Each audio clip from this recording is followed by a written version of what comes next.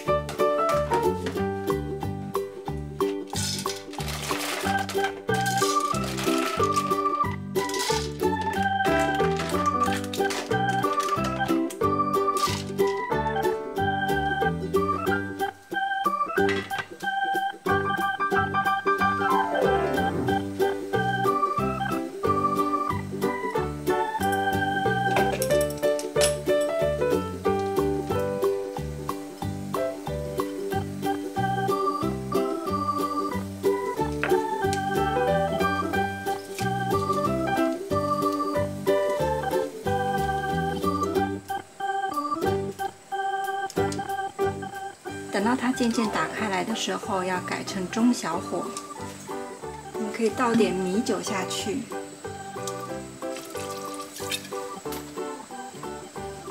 冷开水不需要放太多，超过蛤蜊一点点就可以了。这样煮出来的蛤蜊汤会又浓又鲜美，又好喝。放一点盐，也可以放一点鸡精。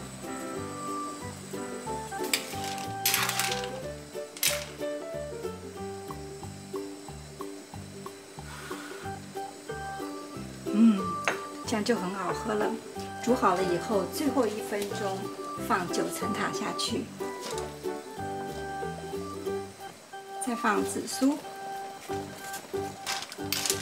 哇，这个汤就会充满了9层塔还有紫苏的香气了。小时候我妈妈经常煮像这样子的紫苏蛤蜊汤给我喝，超好喝的。如果家里没有紫苏的话，放9层塔就可以了，这样非常的棒，非常的好喝哦。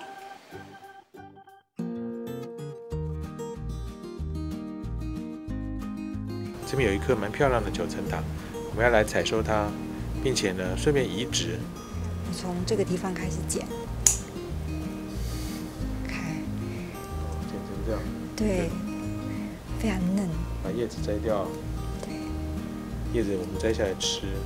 对，要留这么多也可以，这样成功率会更高。然后再插到土里面，变成一株新的。我这样子插进，过一阵子它就会长根，对不对？它会。对。它过一阵子就会长，然后它必须要每天浇水。看它就会越长越多。这样剪掉。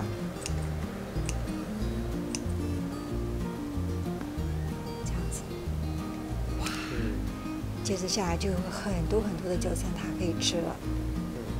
这9层塔呢，自己种的非常的新鲜，而且又很健康，做什么料理都可以，做意大利面、做9层塔煎蛋都很棒。好，像这样子。